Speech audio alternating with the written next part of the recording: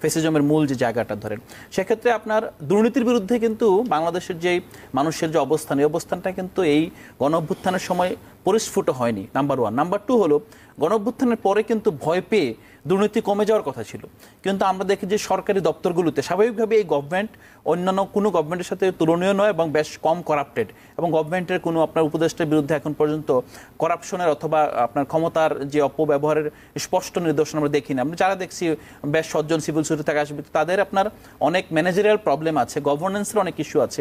But কিন্তু আপনি দেখেন আমলাতন্ত্রের যে দুর্নীতি, এই দুর্নীতি কিন্তু আপনি যদি দেখেন, ইভেন আমরা দেখেছি যে আপনার বিএনপির মহাসচিব উনিই বলছেন যে আগে যেখানে আপনার 3 টাকা লাগতো, এখন সেখানে 5 টাকা লাগছে।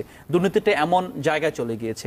এটার বিরুদ্ধে কিন্তু জনগণ ফুঁসে উঠছে, এবং জনগণ কিন্তু একটা সময় আপনার এটার জন্য এই সরকারকে অথবা আপনার যখন যারাই থাকবে এই ব্যবস্থাকে কিন্তু আপনার অ্যাকাউন্টেবল করবেই। তো বাংলাদেশের ক্ষেত্রে আমরা যেই বিষয়টা স্যার যেটা বললেন, আমি কখনোই বলিনি যে বিএনপির বাধা কিংবা বিএনপির এই জায়গাটা আসলে ঐকমত্য কমিশনে, হ্যাঁ, তবে একটা জায়গা যেটা হলো যে বিএনপি এখনো বাংলাদেশের যে জনগণের পরিবর্তন ঘটে গিয়েছে, এই পাউসটা বিএনপির তৃণমূল এবং মধ্যম সারির নেতৃত্ব বুঝতে পারছেন না বলে তারা পুরনো বন্দোবস্তে ফিরে যাচ্ছেন, তারা পুরনো অলিগার্কের সাথে হাত মেলাচ্ছেন, পুরনো রাজনীতির সাথে হাত মেলাচ্ছেন, এবং ইভেন জাতীয় পার্টির সাথে হাত মেলাচ্ছেন। এই জায়গাটা তরুণ প্রজন্মকে হতাশ করছে এবং তরুণ প্রজন্ম অবজার্ভ করছে।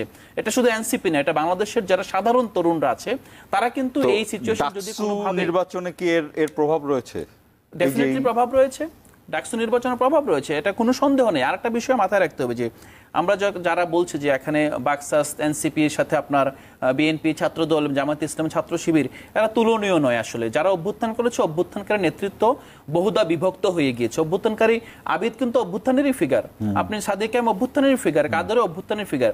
এখন অভ্যুত্থানের ফিগার সাদিকের পিছনে আপনার বড় এস্টাবলিশমেন্ট আছে, আবিদের পিছনে বড় এস্টাবলিশমেন্ট আছে, কাদেরের পিছনে কে আছে? কাদেরের পিছনে স্টোরি আছে, এস্টাবলিশমেন্ট নেই। আমরা কিন্তু এখানে নির্বাচন শুধুমাত্র আপনার ভোট, জনরায় সেটা না, বরং এখানে এস্টাবলিশমেন্ট, এখানে স্ট্র্যাটেজি, এখানে সুকৌশল, সবগুলো সমন্বয় ঘটে।